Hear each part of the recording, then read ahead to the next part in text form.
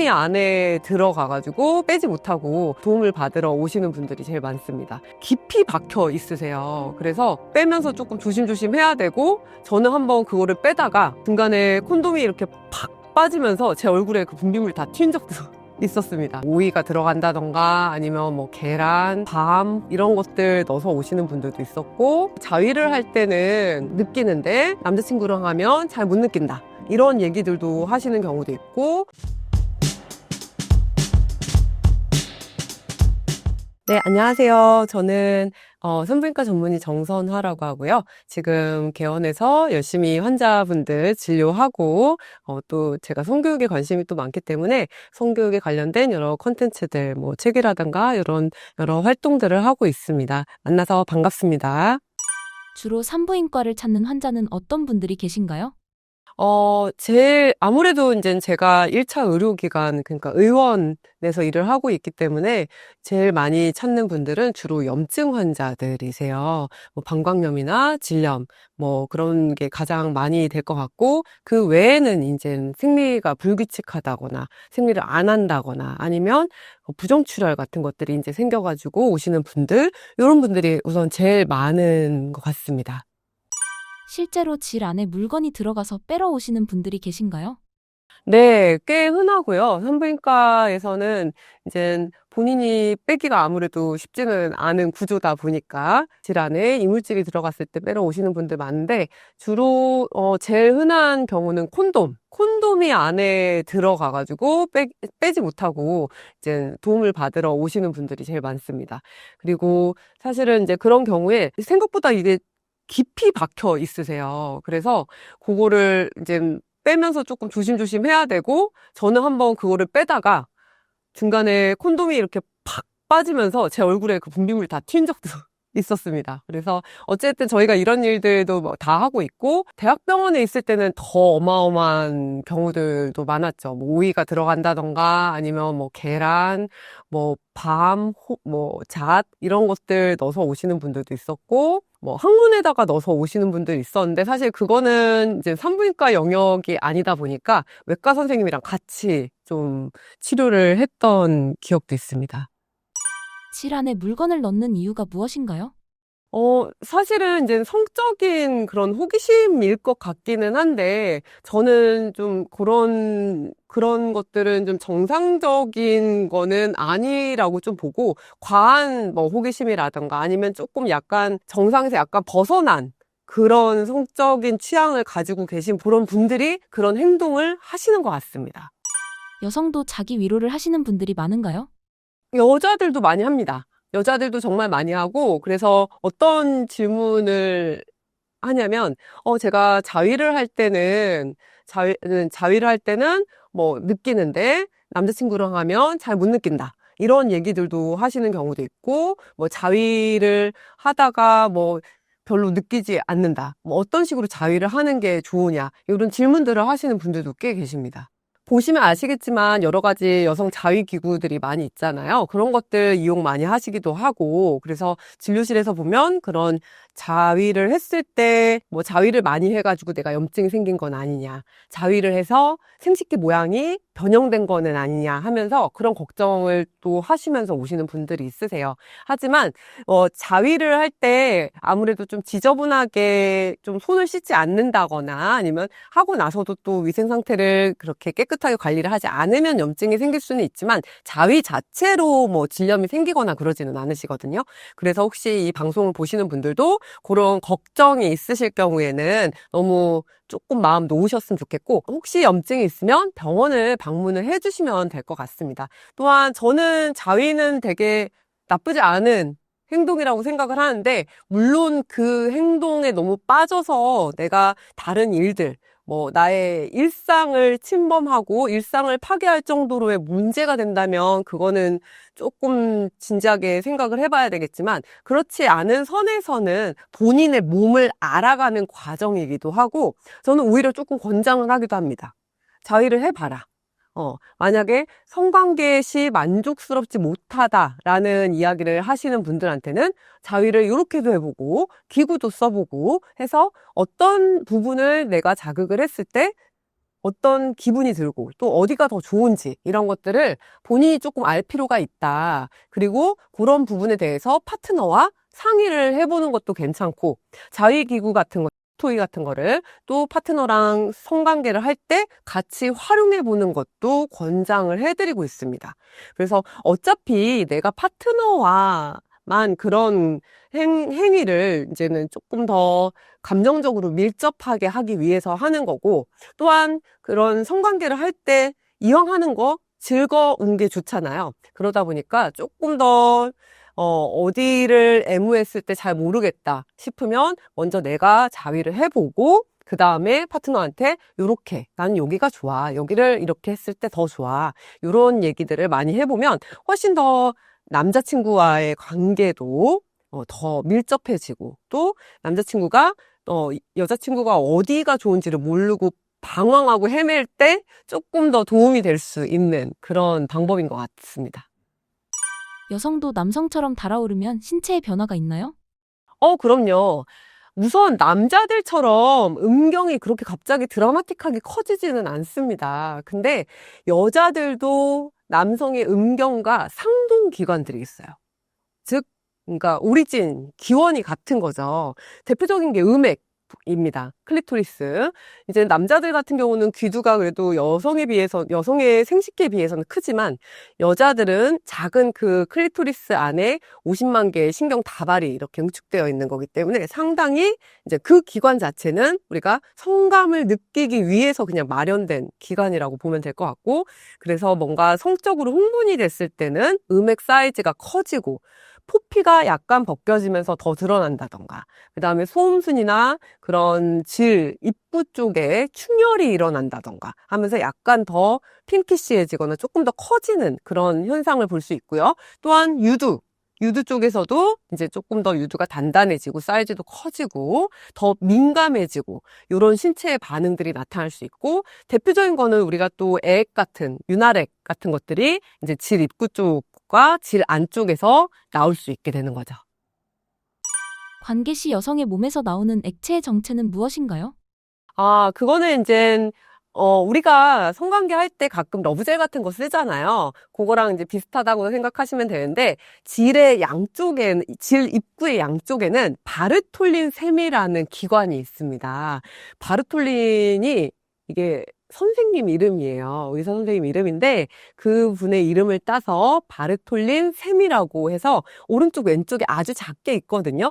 거기에서 이제는 뭔가 성적으로 흥분을 하면 점액질, 아주 맑은 콧물, 그러니까 계란 흰자 같은 점액질이 나오게 됩니다. 그래서 우리의 질 입구도 조금 더 부드러워지고, 우리 남성이 여성한테 삽입을 했을 때 조금 더 이제 마찰력을 줄여주는 그런 역할을 하는 거죠. 그리고 스킨스샘이라고 해가지고, 이것도 의사 선생님 이름인데, 스킨샘이라는 거는 요도의 조금 아랫부분에 있고, 여성 전립선이라고 불리는 아주 작은 기관인데, 거기에서도 같이 그런 윤활액 같은 것들이 나오게 됩니다. 그러면서 전반적으로 우리가 남성을 받아들이기 좋은 그런 몸의 구조로 변화를 하는 거죠. 실제로 액체가 많이 나오면 성욕이 많은 건가요? 사실 이거는 꼭 그렇지는 않은 것 같습니다. 그러니까 물론 일부 그런 분들도 계시고요. 근데 그렇다고 해서 이거를 무조건 이렇다라고 말하기는 좀 어려운 것 같은 게, 한 사람도 어떤 경우에는 애액이 많이 나올 수 있으나 어떤 경우에는 또 아예 안 나올 수도 있거든요. 그거는 이제 우리가 성관계를 할 때 분위기라든가 아니면 파트너가 얼마나 또 배려를 한다던가 성적으로 서로가 얼마나 흥분이 되어 있냐에 따라서 또 개개인마다 다 다르고, 한 사람도 A, B, C, D라는 다 상황에마다 다 다른 거기 때문에 이거를 꼭 애기 많이 나온다고 해서 무조건 성욕이 뭐 높다라고 말하기는 어려운 것 같습니다. 하지만 좀 그런 성향을 좀 보이는 것 같다고는 이제 진료실에서 환자들을 만나보면 좀 그렇게 나는 진짜 애액도 많이 나오고 성관계도 열심히 한다 이런 얘기 하시는 분들 봤을 때는 그 말이 틀렸다라고 하기도 조금 어려운, 충분히 좀 그럴 수 있겠다. 하지만 아직까지 논문이나 이런 데 나온 거는 없다. 이 정도로 말씀드릴 수 있겠습니다. 진료 중 곤란했던 순간은 언제인가요? 너무 선배니까는 상당히 다이나믹한 과기 때문에 조금 되게 재밌어요. 그리고 같은 여성을 본다라는 것 자체가 제가 같은 여성한테 공감할 수 있고 많이 도움을 드릴 수 있다라는 것들 때문에 되게 좋은 과라고 생각하는데, 이제는 되게 또 이게 우리가 성이라는 것과 아주 밀접하게 다 있는 과다 보니까 당혹스러운 일들도 좀 생길 수가 있습니다.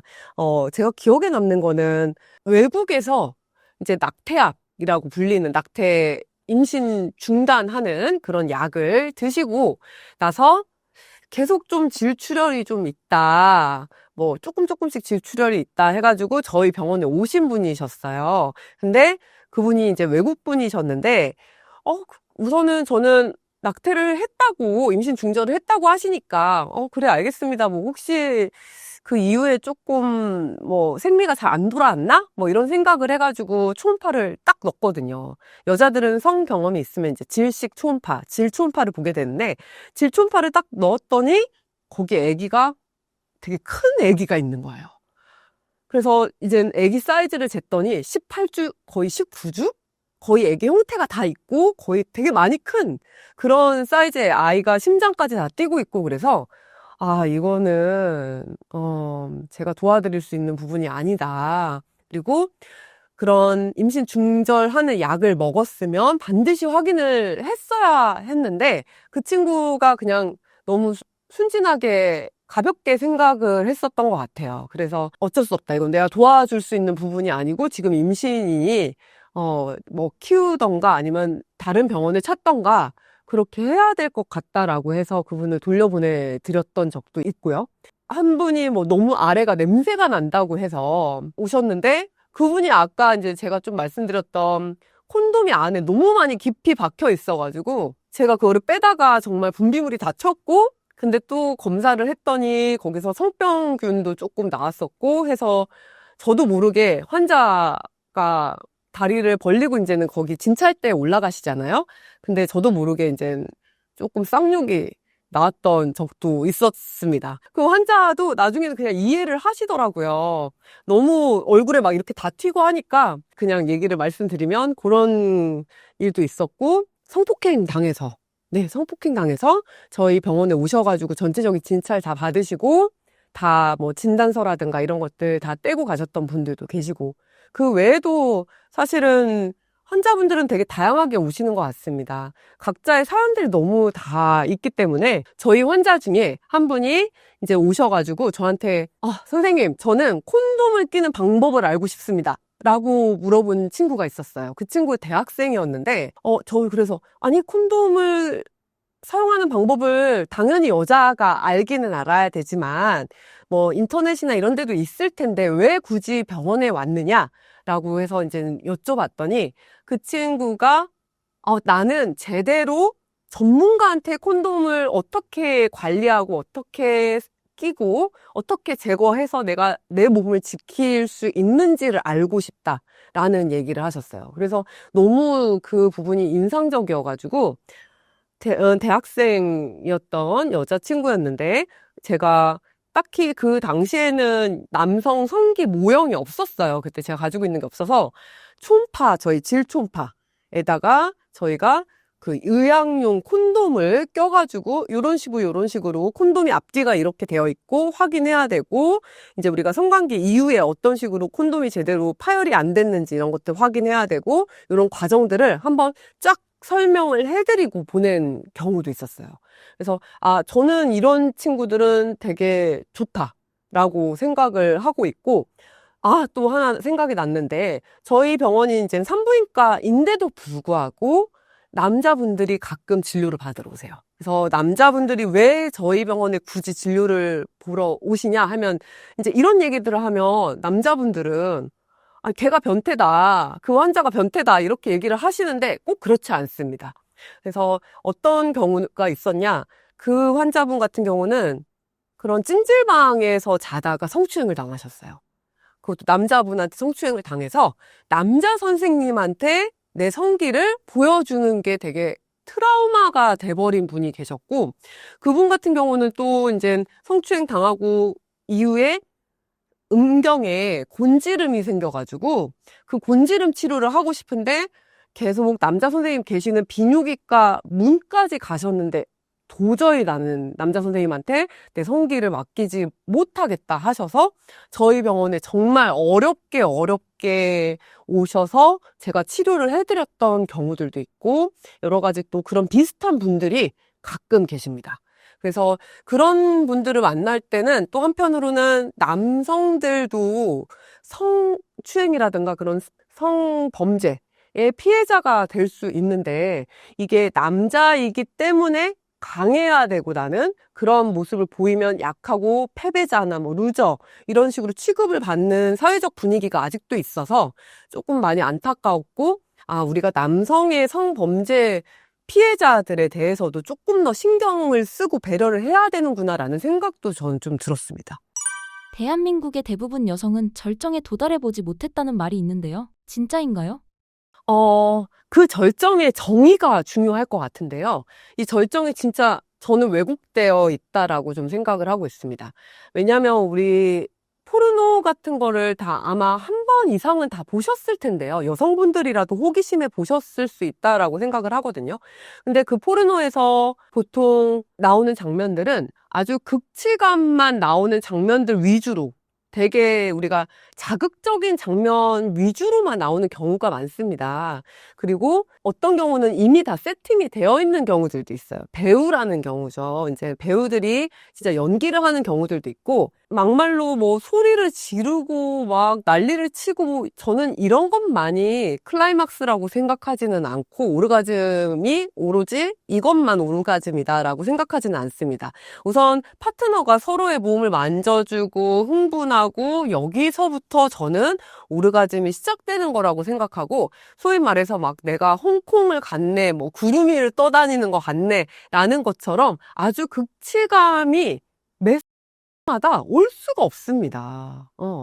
모르겠어요. 남자들의 경우는 조금 다를 수 있을 것 같습니다. 왜냐하면 남자들은 사정이라는 그런 아주 드라마틱한 이벤트 그 순간이 있으니까 이제 남자들 같은 경우는 거의 매번 절정에 이른다라고 볼 수 있겠지만 여성들 같은 경우는 딱 명확한 사정을 하는 그런 순간들이 있지는 않거든요.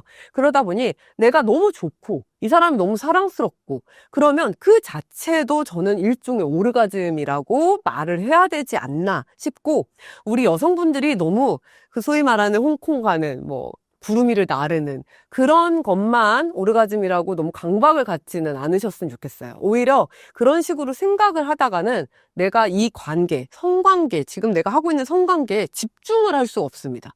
나는 그 단계 가야 되는데 막 조급해지고 되게 답답해진단 말이에요. 그리고 만약에 그 감정이 오지 않았으면 죄책감을 느낀다거나 아니면 파트너가 문제가 있는 게 아닐까 아니면 내가 문제가 있는 게 아닐까 서로 자꾸 안 좋은 쪽으로 생각이 되는 거라 저는 관계를 했을 때 그냥 그 자체만으로 좋다라고 생각하면 그것도 이미 당신은 오르가즘을 느끼시는 거다라고 말씀을 드릴 수 있을 것 같아요. 진료실에서도 이런 질문들을 좀 많이 하시는데 그때도 전 동일하게 얘기를 합니다. 이게 꼭 너무 강박적으로 내가 제일 좋은 순간만 너무 느끼려고 하지 마라. 그냥 관계를 하는 그 순간순간을 집중하고 상대를 배려하면서 내가 사랑할 수 있는 방법을 찾으면 그게 진정한 오르가즘이고 행복감, 극치감이다 라고 말씀을 드립니다. 자신의 성감대에 대해 궁금해하는 환자들이 많나요?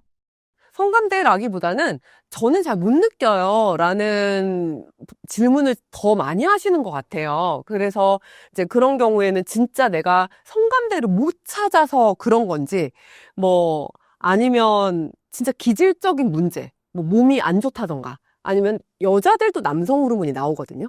근데 그 남성 호르몬인 테스토스테론이 되게 떨어져 있는 분들이 있어요.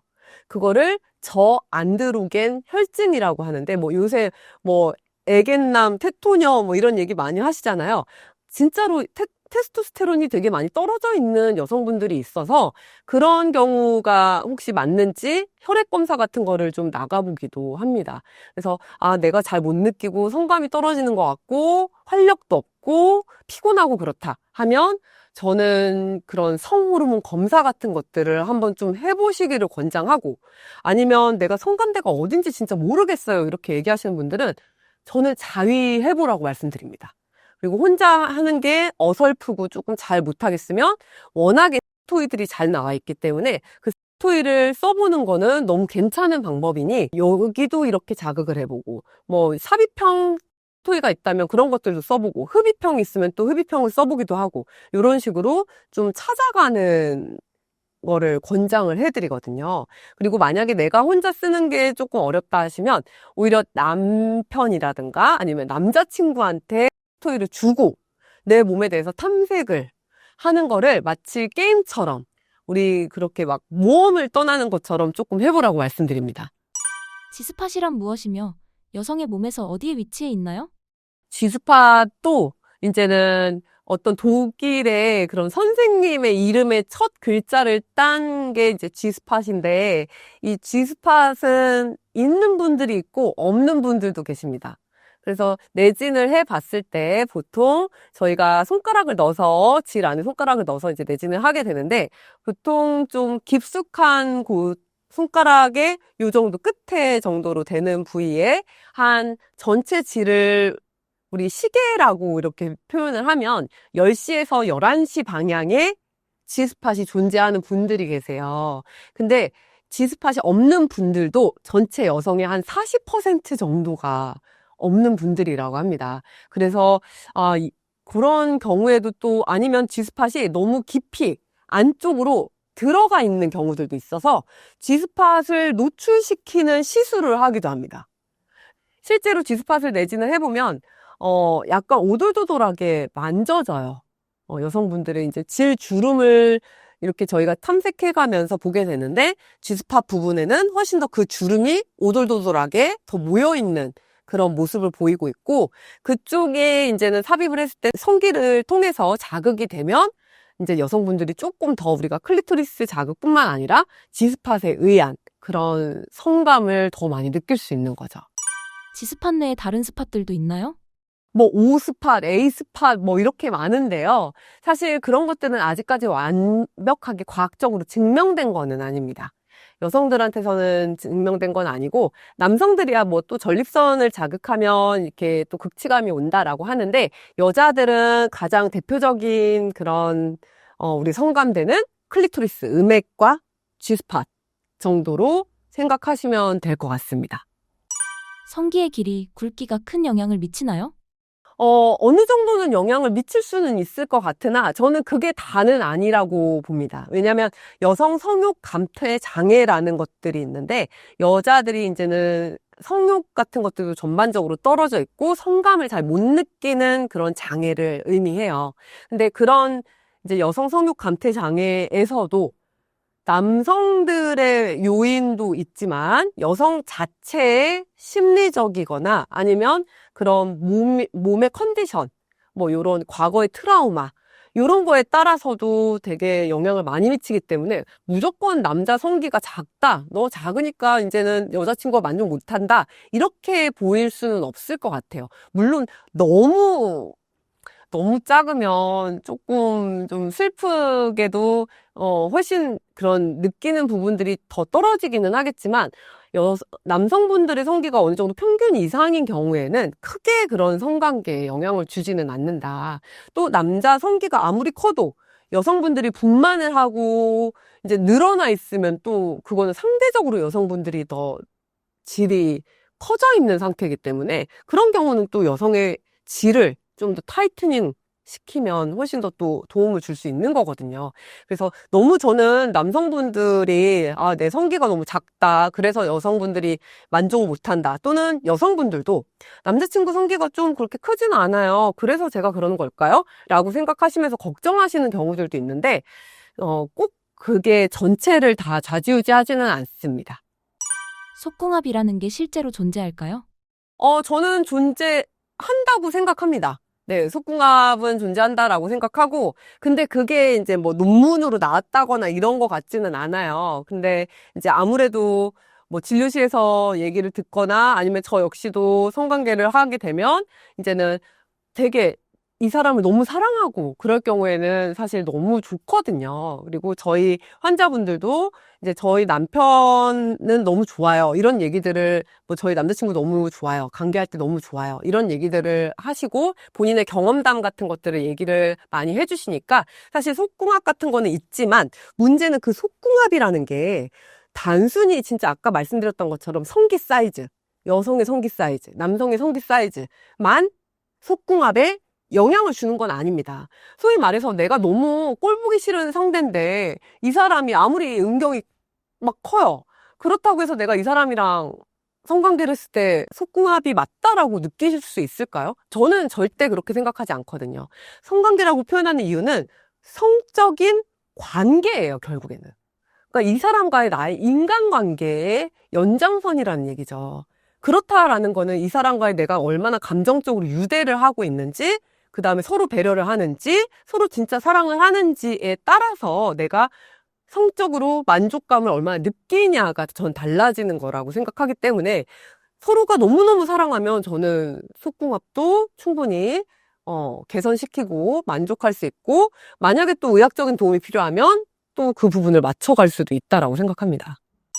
여성이 진짜 만족하는지 아닌지 알 수 있는 방법이 있을까요? 많은 분들이, 여성분들이 또 연기를 한다라고 말씀을 하시는 경우들도 사실은 있어요. 근데 진짜로 내 파트너, 여자 파트너가 성적으로 흥분을 하고 있는지를 보려면 결국에는 내 여자친구나 내 아내의 몸의 반응들을 조금 보시는 거를 저는 좀 추천드리고, 실제로 뭐 신음소리라든가 뭐 액션 이런 것들보다는 몸이 진짜 열리는지, 애액이 많이 나오는지, 아니면 뭐 음액 자체가 많이 부풀어 있는지, 유두가 커져 있는지, 이런 것들을 보면 그게 이제는, 아, 내 파트너가 성적으로 되게 흥분이 되어 있구나라는 것에 반증할 수 있는 증거라고 보실 수 있을 것 같아요. 그런 게 아니라 그냥 사실 뭐 신음소리라든가 우리가 뭐 좋다 뭐 이런 얘기들은 꼭 그렇지 않아도 배려하는 거를 위해서 또 만들어낼 수 있는 부분이라 저는 몸에 조금 더 집중을 해보시는 게 좋을 것 같습니다. 여성의 오르가즘이 건강에도 도움이 될까요? 네, 그럼요. 저는 오르가즘은 남성이나 여성이나 다 건강에 되게 도움이 된다라고 생각하고, 기본적으로 오르가즘에 도달하고 내가 성적으로 흥분을 하게 되면 자궁에서도 옥시토신이라는 호르몬으로 인해서 자궁이 수축을 하게 돼요. 근데 이 옥시토신 호르몬이 전반적으로 이제 되게 도움을 많이 주게 되고, 그러면서 이제 또 성적인 즐거움도 주게 되고, 또 한편으로는 세로토닌, 뭐 도파민, 그 외에 뭐 엔돌핀 이런 여러 가지 나의 기분이라든가 면역력이라든가 이런 거를 좋게 하는 호르몬들이 성관계를 통해서 오르가즘에 도달할 경우 나오기 때문에 저는 여성의 오르가즘은 좀 더 이런 여성의 건강을 위해서는 되게 좋다라고 생각을 하고, 그래서 이제 저는 진료실에서 얘기를 많이 합니다. 많이 하셔라. 네, 제발 많이 하셔라. 파트너랑 많이 하면 훨씬 더 그게 건강에도 도움이 되고 활력도 생기고 본인이 또 자존감도 더 올라갈 수 있고 그런 관계들이 더 긍정적인 효과를 많이 줄 거다. 이렇게 말씀을 드리고 있습니다. 쿠퍼액으로도 임신이 될 수 있나요? 우선은 결론부터 얘기하면 쿠퍼에게는 정작 없습니다. 그래서 쿠퍼액으로만 임신이 됐다라고 생각을 하시는데, 근데 또 그게 틀린 말은 아닙니다. 왜냐면 남자들도 흥분을 하게 되면 어느 이제 초반에는 쿠퍼액이 나오고 그 다음에 이제는 사정에 도달하면 정자가 나오게 되는데, 정액이 나오게 되는데, 어느 순간 쿠퍼액이 나오고 그 다음부터 요이 땅 해서 정액이 나오는지를 남성분들도 컨트롤할 수가 없어요. 그래서 실제로 이제 쿠퍼액이 나오는 상태에서 관계를 하다가 나중에 이젠 좀 위험할 것 같아 하고 그때부터 콘돔을 쓰고 나서 관계를 했는데 임신이 됐다고 해서 오시는 분들이 계십니다. 그런 걸 보면 이제 저는 쿠퍼액은 실제로 정자가 있지는 않으나 남자친구가 이거를 정확하게 우리가 성관계를 하는데 컨트롤할 수 없다. 그래서 남자친구가 저는 열심히 뭐 절대 아니래요. 절대 자기는 조절을 잘했대요. 지레사정을 해가지고 잘했대요. 라고 하는데 안 됩니다. 어떻게 성관계를 하는데 내가 이때서부터는 이렇게 잘 조절해야지 하고 이때서부터는 또 사정해야지 어떻게 이렇게 돼요. 절대 그럴 수가 없죠. 그래서 이거는 남자들도 결국엔 사람이기 때문에 본인의 그런 부분을 의식적으로 조절할 수 있는 부분 이상인 거지. 이거를 내가 이제 쿠퍼액, 여기서부터 쿠퍼액, 여기서부터는 정액 이렇게 할 수가 없어요. 그래서 쿠퍼액만 나오니까 내가 피임을 안 해도 되겠다라고 생각하시는 분들도 상당히 많은데요. 남자나 여자나. 저는 그렇게 해서 임신되는 경우 너무 많이 봤기 때문에 그냥 조절할 수 없다라고 생각하시고 처음부터 피임 제대로 하셨으면 좋겠습니다. 사정 시에도 임신 위험 없이 안전한 피임 방법이 있을까요? 네, 없습니다. 네, 없습니다. 우선은, 특히, 모르겠어요. 이제 제 나이쯤 돼서 이제 나이가 조금 드는 경우에는 그런 리스크가 확실히 좀 확률이 줄기는 할 텐데, 20, 30대 친구들은 뭐, 안전한 날은 없다고 보시면 될 것 같습니다. 그냥 뭐, 저는 이때가 배란기가 아니니까 뭐, 괜찮겠지? 아무 소용 없습니다. 그냥, 턱턱 임신 잘 되는 게 한창 때라고 생각을 하셨으면 좋겠고, 또 뭐 40대 해가지고 40대들도 괜찮겠지 하고서는 관계하다가 임신되는 경우도 너무 많기 때문에 이론적으로는 우리가 배란이 되는 시기만 난자 정자가 만날 수 있고 그때 임신을 하는 거지만 실제 상황에서는 그게 딱 이론처럼 적용이 되지는 않습니다. 그래서 그런 뭐 안전한 날이니까 괜찮아. 뭐 오빠 믿지? 괜찮으니까 안에다가 해도 돼. 뭐 이런 얘기는 진짜 안 하셨으면 좋겠어요. 원장님께서 추천하시는 완벽한 피임 방법은 무엇인가요? 완벽한 피임 방법은 제가 전에도 얘기를 한 것 같은데 성관계를 안 하는 겁니다. 그래서 우선은 근데 이거를 원하는 대답은 아닐 거기 때문에 이제 피임을 하려면 사실 양측 다 하셔야 돼요. 그러니까 남자만 콘돔을 쓰는 게 아니라 여자들도 경구 피임약을 먹고 아니면 임플라논 같은 피하, 삽입하는 그런 피임 도구를 넣는다든가 아니면 우리가 자궁 내 피임 장치라고 하는 루프 같은 거를 착용을 한다던가 그렇게 하셔야 되고 플러스 알파로 남성들이 이제는 균을 서로 주고받는 거를 막기 위해서 그다음에 남성들의 정액이 직접적으로 들어오는 걸 막기 위해서 콘돔을 같이 사용하는 게 가장 완벽한 피임법이라고 볼 수 있을 것 같습니다. 천여막이란 무엇인가요? 천여막은 질 입구 주름이라고 요즘은 또 표현을 하고 있는데요. 질 입구에 이제는 질과 외음부를 조금 막아주는 아주 얇은 피부 경막이라고 보시면 될 것 같아요. 원래는 이제 천여막이 사람마다 다 다르게 존재하는데 이제 남성의 성기가 들어가거나 아니면 뭔가 트라우마를 입는다던가 어디 부딪힌다던가 자전거를 정말 많이 탄다던가 이런 경우에는 자극이 가해지면서 이 얇은 피부 경막이 찢어질 수가 있는 거죠. 그래서 그때 이제 보통 우리가 첫 경험을 할 때 피가 난다. 라고 하는 게 이제 그 경막 자체가 조금 찢어지게 되면서 출혈이 생기는 거라고 볼 수 있겠습니다. 천여막이 없으면 첫 경험이 아닌가요?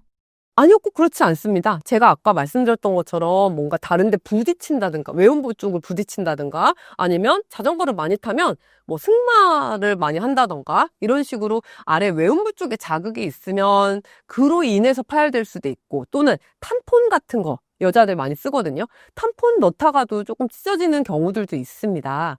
또한 천여막의 모양은 정말 다양해요. 어떤 분들은 진짜 쬐끔 열려있는 경우도 있고 어떤 분들은 또 경막 안에 또 경막이 있는 경우도 있고 벌집 모양으로 있는 경우도 있고 또 어떤 분들은 아예 막혀있는 분들도 있고 또 신기하게 어떤 분들은 아예 천여막이 없는 분들도 계세요. 그러다 보니까 꼭 내가 첫 경험에 이게 피가 나야 진짜 첫 경험이다 라고 하는 거는 완전히 잘못된 그런, 물론 피가 날 수 있죠. 하지만 그게 100% 옳은 거는 아니다 라고 생각하시면 될 것 같습니다. 천여막은 어디에 위치해 있나요? 천여막은 질 입구 쪽에 이제 전반적으로 45도 돌려서 이렇게 쭉 입게 되는데요. 질 입구와 그 다음에 외음부를 딱 나누는 그 지점, 소음순을 살짝 벌려가지고 보면 천여막이 존재를 하는 거를 확인할 수 있습니다. 천여막 재생 수술이란 무엇인가요? 천여막 재생술은 요즘은 그렇게 많이 안 하시는 것 같기는 해요. 요즘은 진짜 특수한 경우들만 조금 하시게 되고, 성에 대해서 많이 뭔가 개방화되고, 첫 경험의 나이가 좀 빨라지면서 그런 수술은 많이는 안 하시게 되는데, 그럼에도 불구하고 내가 첫 경험에 대해서 조금 감추고 싶거나, 안 좋은 기억이 있거나, 아니면 좀 더 잘 보여야 되는 그런 상대가 있거나, 뭐 기쁨을 주기 위해서 일부러 한다던가 이런 분들이 이제는 천여막 재생술을 하고 계십니다. 근데 천여막 재생술은 파열된 그 질 입구 주름을 약간 꼬매주는 거예요. 다 꼬매면 안 되고, 다 꼬매버리면 우리가 생리할 때 생리혈이 빠져나갈 공간이 없는 거라서 약간 생리혈이 빠져나갈 정도로, 그 다음에 남성의 성기가 살짝은 조금 진입할 수 있을 정도로만 얘를 잘 꼬매주면 이제 완전하게 남자 성기가 들어갔을 때 그때 그 부분이 다시 파열이 되면서 이제 피가 날 수 있게 그거를 만들어주는 수술이라고 볼 수 있습니다. 뭐 되게 위험하거나 이런 수술은 아니고요. 그냥 국소마취나 이 정도로도 할 수 있는 수술이라서 혹시나 진짜 나는 좀 필요하고 하고 싶다 하시는 분들은 병원에서 선생님이랑 또 상의를 해보면 너무 좋을 것 같습니다.